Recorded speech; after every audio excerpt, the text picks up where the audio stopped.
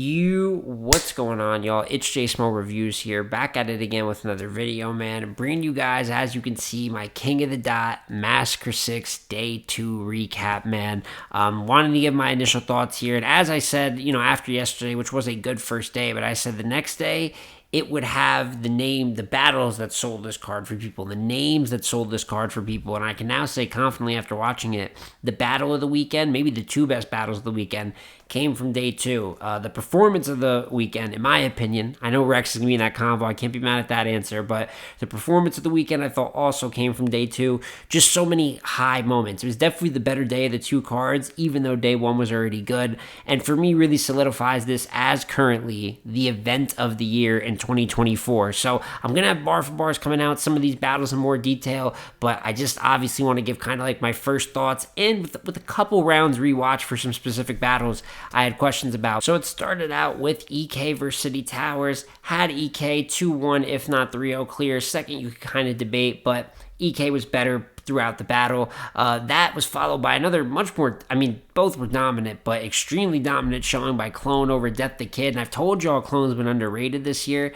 This is the year that I think he was kind of campaigning for last year. He's got the 3-round win over Suge clear, the 3-round win over Twork clear, and he beat the dog shit out of Death the Kid. Clone is going to go down as one of the more underrated performers of the night. Really clean and dominant 3 rounds. It just made it a mismatch from beginning to end. Actually felt like kind of like shook Death, kind of made him stumble by the pressure he was putting on him. So good dominant win there in a battle that he was supposed to win, either way. From there, Danny and Elijah. Let me know if you watch Danny Myers versus Elijah straight, if you want to see a review for that, because I thought it was a punch fest. It's kind of one of the gems on the card, which is what I predicted going in.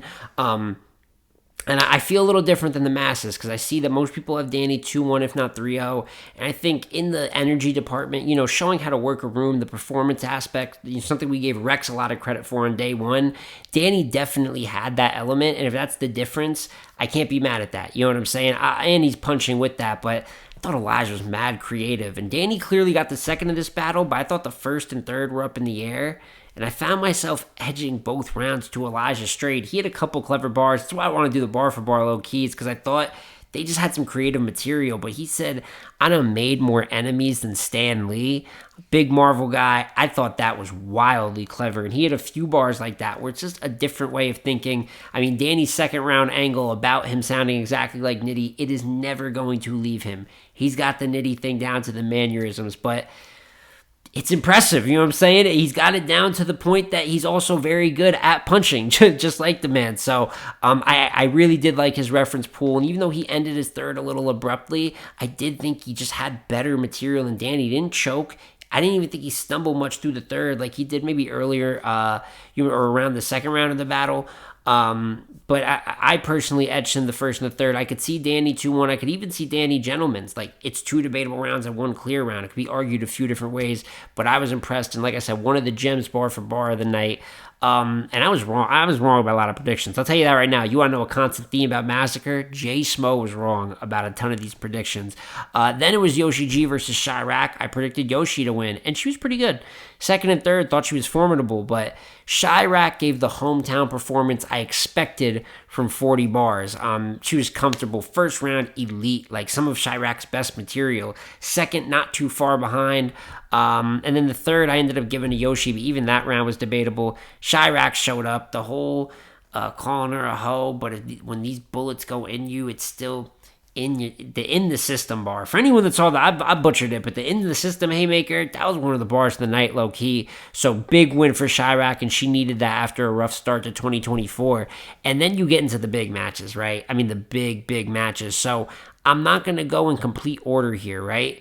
But I think Frak and John was next. And to me, I know a lot of people are going to say K and Rock battle of the weekend. I thought Frak and John has just as good of a case for battle of the weekend, battle of the night, however you want to put it, because its only comp really is K and Rock. So good. Definitely getting a review later this week. And I can say after rewatching around, from where I was live tweeting it, watching it live, I wanted to watch the third back because the other 2 rounds for me were pretty easy to call. I thought the first, although contested, I did have Frak winning the first. Thought John had a heavy first.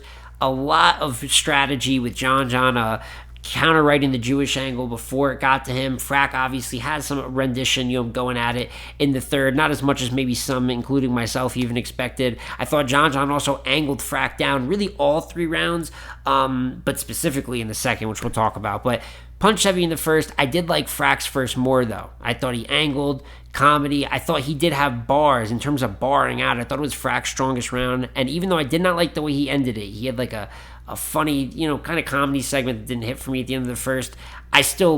He had enough for me to edge the first to Frak. John cleared the second. I thought Frak's second was cool, but John's second is the round of the battle.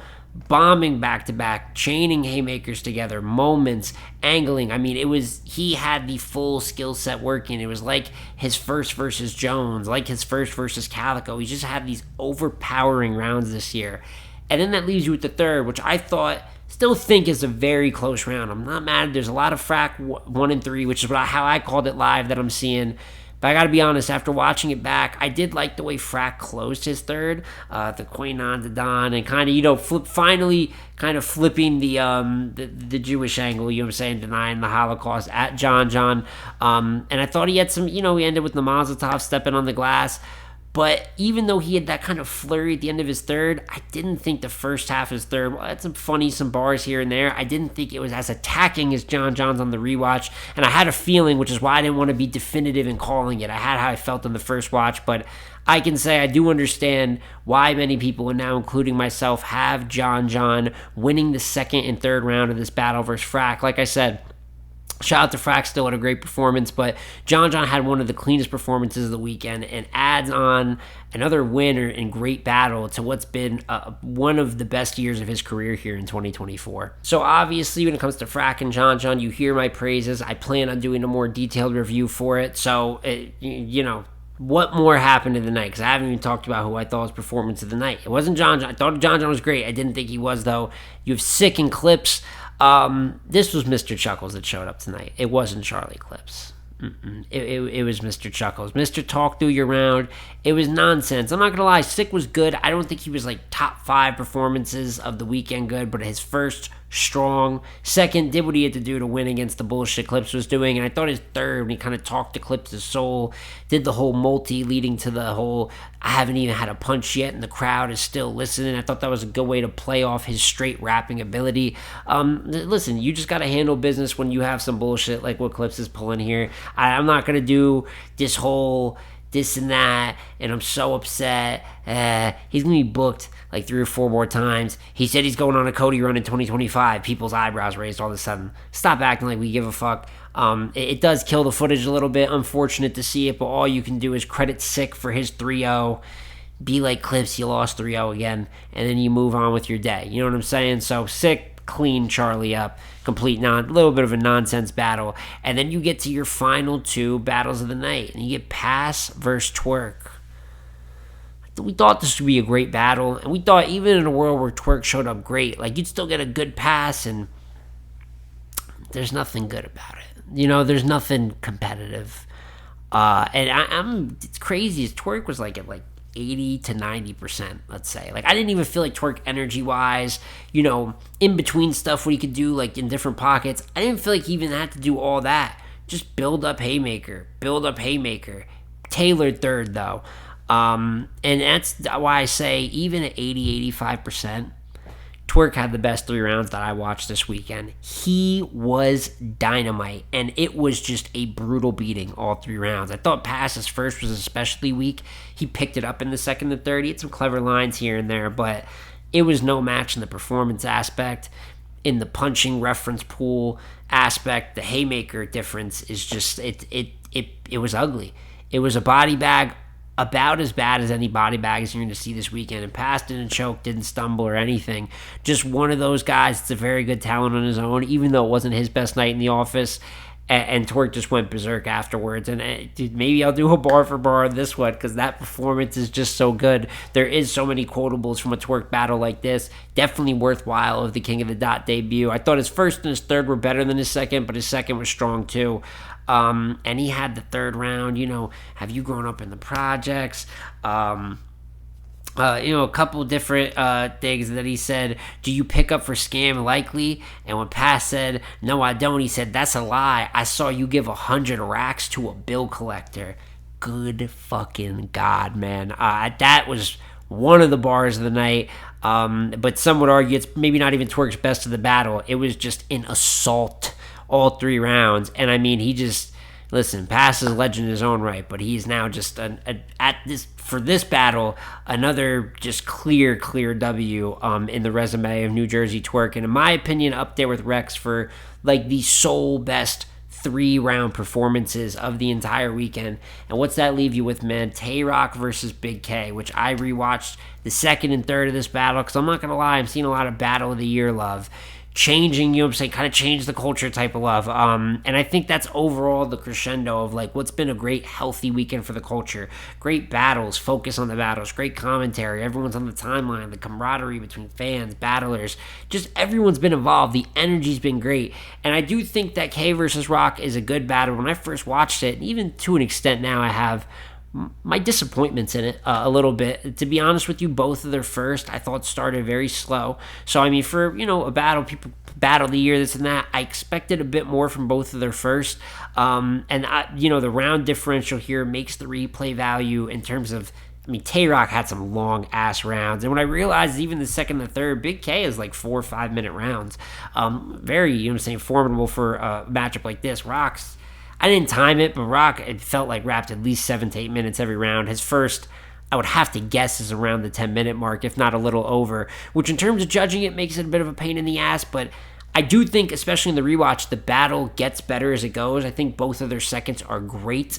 And I was really down on their thirds on first watch, the Blue Room third. I know the moment that it gave. But on the rewatch, I can say I have a better appreciation for it, really on both sides. So I think it's a good battle. I don't know about auto top 5, but I think it's a main event. It's a grudge match. And I do think it ended up being better than I gave it credit for versus the great instant classic that I wanted, at least not in my eyes, no.